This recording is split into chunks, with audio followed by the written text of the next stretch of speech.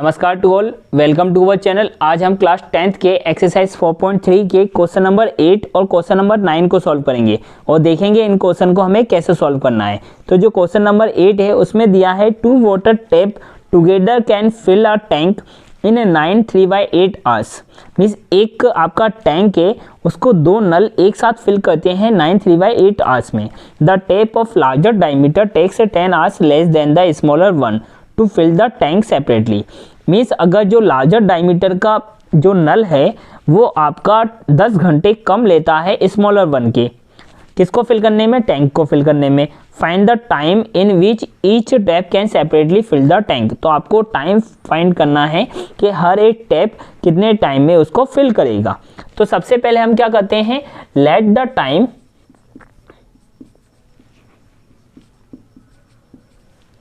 Taken by the smaller pipe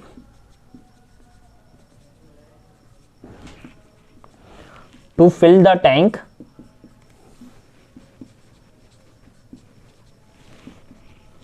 be XR। अच्छा, जो smaller pipe fill करता है वो XR लेता है, मीन्स X घंटे लेता है। अब टाइम टेकन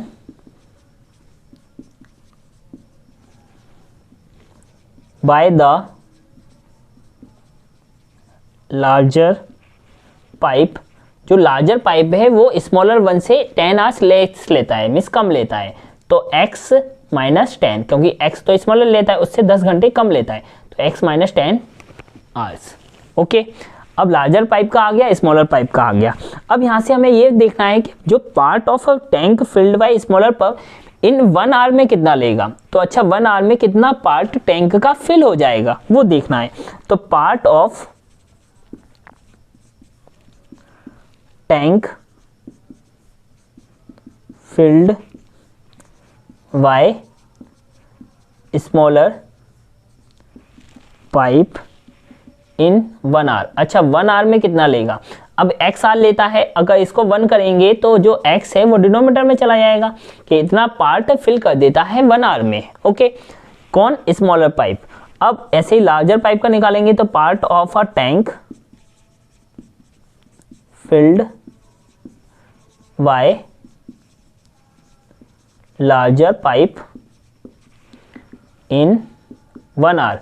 अब लार्जर पाइप कितना लेगा, x माइनस 10 को नीचे लेके आएंगे तो x माइनस 10 पार्ट वो फिल कर देगा, कौन, लार्जर पाइप। अब यहाँ से देखा है कि दोनों पाइप कितने समय में करते हैं, 9 3/8 आवर्स में टाइम लगता है उन्हें दोनों वाटर टैंक को फिल करने में।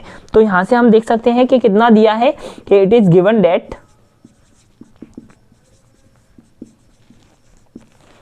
जो टैंक कैन बी फिल्ड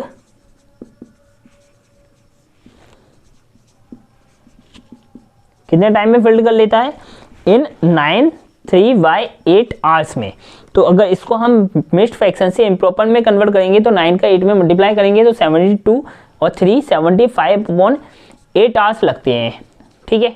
अच्छा, इसका 1 पार्ट कितने में होगा, तो अगर इसका हम करेंगे कि 1 आवर्स में कितना होगा तो नीचे लेके आएंगे 1/75/8, तो इसको रेसिप्रोकल करेंगे तो क्या आएगा 8/75।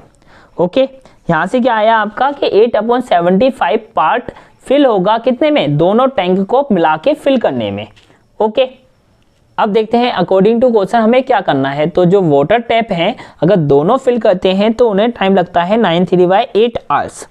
ठीक है, लेकिन हमने कहा कि अगर 1 आवर्स में वो दोनों वाटर टैप अगर एक साथ पार्ट को फिल करें तो कितना पार्ट फिल होगा, तो उसका आंसर आया था आपका 8/75।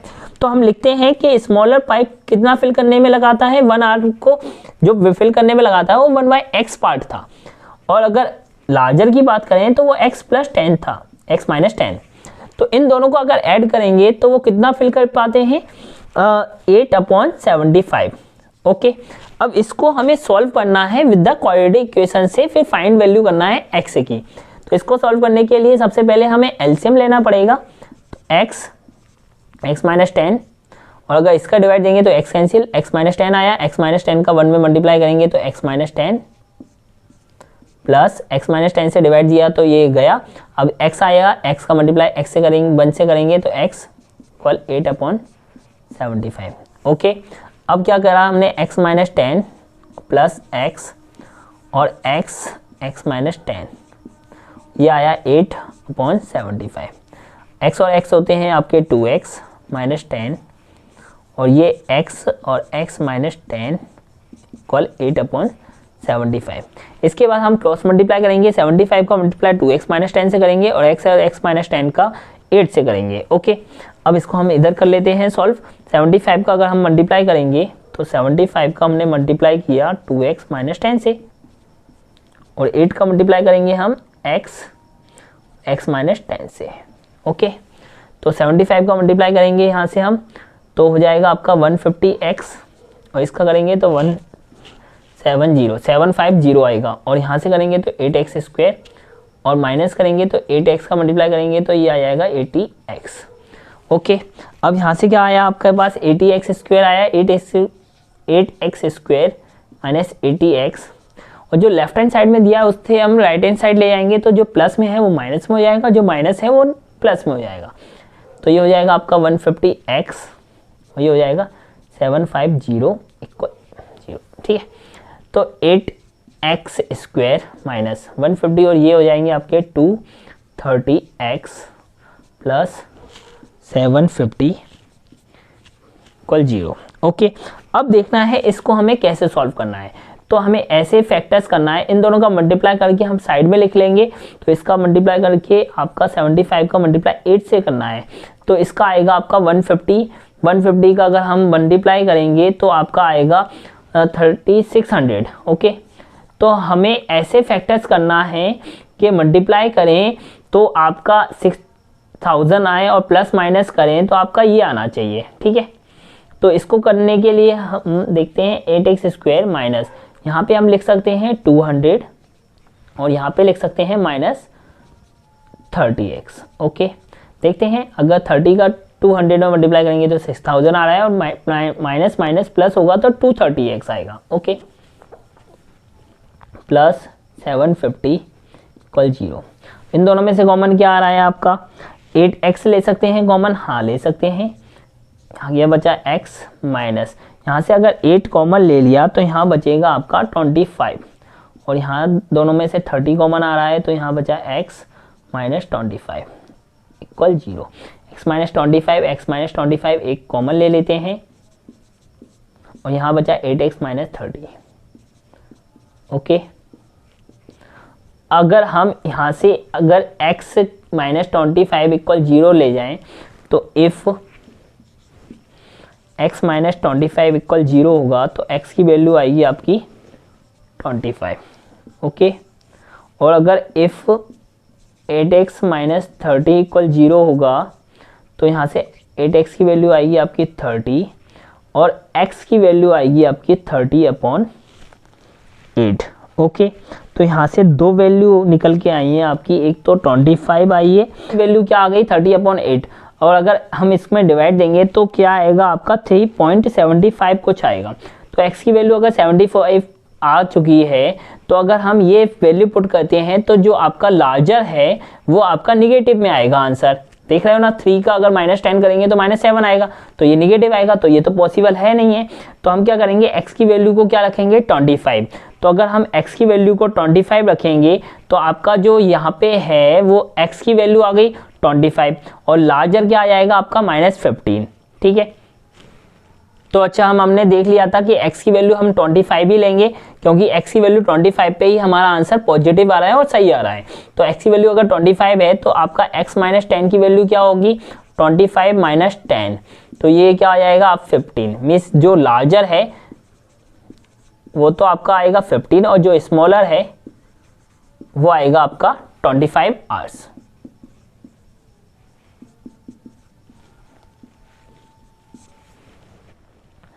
अब देखते हैं क्वेश्चन नंबर 9 को किस तरह से सॉल्व करना है। तो क्वेश्चन नंबर 9 में दिया है an express train takes 1 hour less than a passenger train to travel 132 kilometre between Mysore and Bangalore. Means Mysore और बेंगलोर की डिस्टेंस ट्रेवल है वो 132 किलोमीटर है और जो एक्सप्रेस ट्रेन है वो 1 घंटे कम लेती है पैसेंजर ट्रेन से। without taking into consideration the time they stop at intermediate station if the average speed of the express train is 11 km per hour more than the passenger train। में जो भी passenger train की speed है उससे 11 kilometre जाना है किसकी, express train की। Find the average speed find करना है दोनों ट्रेन की, ठीक है। तो सबसे पहले हम लेट कर लेते हैं कि लेट द एवरेज स्पीड क्या है। तो let the average speed of passenger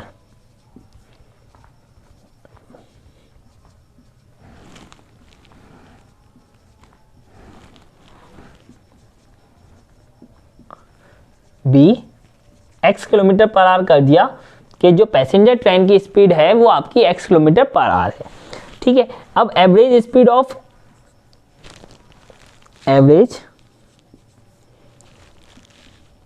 of express train क्या है, average speed of express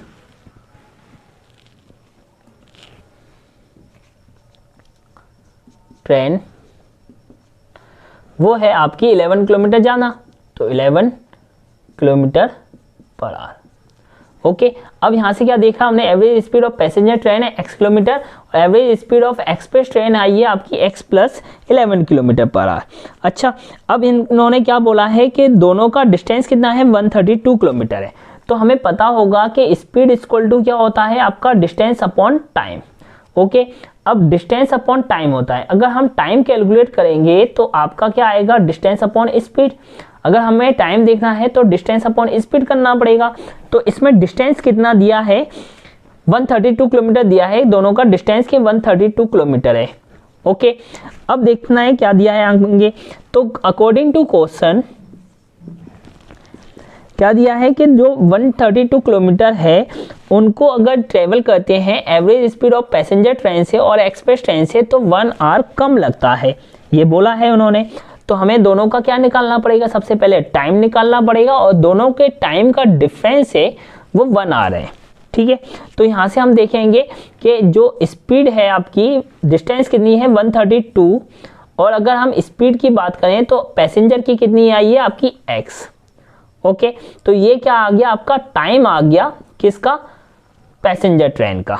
okay, अब ऐसे ही अगर हम टाइम की बात करें तो 132 किलोमीटर ट्रेवल करना है और स्पीड कितनी है इसकी, एक्सप्रेस ट्रेन की x प्लस 11। ओके, तो ये टाइम आया आपका पैसेंजर ट्रेन का और ये टाइम आया है आपका एक्सप्रेस ट्रेन का। अच्छा, दोनों के टाइम आ चुके हैं। अब ये बोला है कि दोनों के जो टाइम का डिफरेंस है वो आपका 1 आवर है, ठीक है। अब दोनों के टाइम का जो डिफरेंस है उसका 1 आवर है। अब इसमें कौन सा आपका ग्रेटर है वो देखना पड़ेगा, क्योंकि जो ग्रेटर होगी उसी में से तो आप स्मॉलर माइनस करोगे तभी तो 1 आएगा आपका, ठीक है। क्योंकि स्मॉलर में ग्रेटर में से स्मॉलर को माइनस करेंगे तभी आपका डिफरेंस आएगा। तो अब देखेंगे इसमें थोड़ा लॉजिकली सोचना पड़ेगा कि जिसकी स्पीड कम हुई उसका टाइम ज़्यादा लगेगा और जिसकी स्पीड ज़्यादा हुई उसका टाइम क्या है, कम लगेगा। समझ में आया या नहीं आया, जिसकी स्पीड आपकी कम है उसका टाइम ज़्यादा लगेगा, मिस ये ज़्यादा टाइम लगे। तो इसको हम क्या करेंगे, पहले लिखेंगे। ओके, और इसका कम टाइम लगेगा क्योंकि इसकी स्पीड ज़्यादा है, तो 132 x प्लस 11 और दोनों का जो डिफरेंस है, मीन्स दोनों में जो डिफरेंस आ रहा है वो 1 आवर का आ रहा है। ओके, यहाँ तक हमने समझ लिया है। अब इसको हमें सॉल्व करना है। तो सबसे पहले हम एलसीएम लेंगे, तो x, अब x का डिवाइड दिया तो x प्लस 11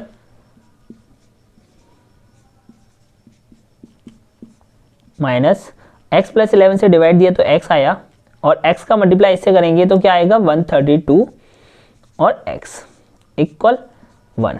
ओके, अब इसको हम हटा देते हैं, ठीक है। अब 132 का अगर हम x से मल्टीप्लाई करेंगे, या ऐसे कर लो या तो डिनोमिनेटर का आप इससे मल्टीप्लाई कर सकते हैं, तो 132 अगर हम x से मल्टीप्लाई करेंगे तो ये आएगा आपका। ओके, और फिर ये कितना आया आपका 132 मल्टीप्लाई 11 और माइनस 132 और x, और इसका हम इधर मल्टीप्लाई करेंगे तो ये आएगा आपका x स्क्वायर प्लस 11x। यहाँ तक अब हम इसे सॉल्व कर चुके थे। अब देखते हैं इसके बाद हमें क्या करना है। तो ये इक्वेशन बन चुकी है, इसको हमें सॉल्व करना है तो 132x प्लस का है और 132x माइनस का है, तो यहाँ से हम इसको कैंसिल कर सकते हैं। अब आपके पास क्या बचा, 132 मल्टीप्लाई 11 और एक्स स्क्वायर प्लस 11, तो यहाँ से हम लिख सकते हैं कि एक्स स्क्वायर प्लस 11x, और अगर इसको हम राइट साइड लेके आएंगे तो माइनस का हो जाएगा, तो माइनस 132 मल्टीप्लाई 11 इक्वल 0। अगर इन दोनों का मल्टीप्लाई करेंगे तो एक्स स्क्वायर पहले लिख देते हैं 11x माइनस इसका मल्टीप्लाई करने पे आएगा 1452 इक्वल 0। अब ये आपके पास एक क्वाड्रेटिक इक्वेशन आ चुकी है, इसको आपको सॉल्व करना है। तो मल्टीप्लाई करके आपका 1452 आना चाहिए और प्लस माइनस करने पे आपका 11x आना चाहिए। तो इसका हम डायरेक्ट लिख लेते हैं कि एक्स स्क्वायर प्लस, अगर हम 44x प्लस लें और माइनस 33 लें x, तो अगर प्लस माइनस करेंगे तो 11x आएगा, क्योंकि 44 में से 33 को माइनस करेंगे तो 11 आएगा, और इन दोनों का मल्टीप्लाई करेंगे तो आपका 1452 आएगा, 1452 इक्वल 0। अब फर्स्ट टर्म और सेकंड टर्म में से कॉमन क्या आ रहा है आपका x, यहाँ बचा x प्लस 44, इन दोनों में से आपका आ रहा है माइनस 33, तो यहाँ बचा x प्लस 44 इक्वल 0। ओके, अब x प्लस 44 एक कॉमन आ रहा है तो इसे बाहर ले लेते हैं, x प्लस 44, अब x माइनस 33 बचा, x माइनस 33। ओके, अब यहाँ से क्या करेंगे, इफ़ अगर x प्लस 44 को 0 के रिस्पेक्ट में लाएंगे तो x की वैल्यू आएगी आपकी माइनस 44, और अगर इफ़ x माइनस 33 को 0 के रिस्पेक्ट में लेके आएंगे तो x की वैल्यू आएगी आपकी 33। मीन्स ये जो नेगेटिव वैल्यू है वो तो निगलेक्ट हो जाएगी, क्योंकि स्पीड नेगेटिव में होगी नहीं आपकी। अब यहाँ पे क्या आया आपका 33 आया, तो यहाँ से क्या आया कि x की वैल्यू क्या आ गई आपकी 33। ठीक है, अब क्या कर सकते हैं हम, जो आपका स्पीड ऑफ पैसेंजर ट्रेन है, स्पीड ऑफ जो पैसेंजर ट्रेन है वो तो आपकी आ गई x इक्वल 33, और जो आपका कौन सी ट्रेन है, एक एक्सप्रेस ट्रेन है, स्पीड ऑफ एक्सप्रेस ट्रेन है वो आपका x प्लस 11 था, तो x की वैल्यू क्या है 33 प्लस 11, तो यहाँ से क्या आ गई है 44। अच्छा, स्पीड ऑफ पैसेंजर ट्रेन आ गई आपकी 33 और स्पीड ऑफ एक्सप्रेस ट्रेन आ गई आपकी 44। ओके, ये दोनों क्या है आपके आंसर, किलोमीटर पर आवर, ये भी किलोमीटर पर आवर। ठीक है।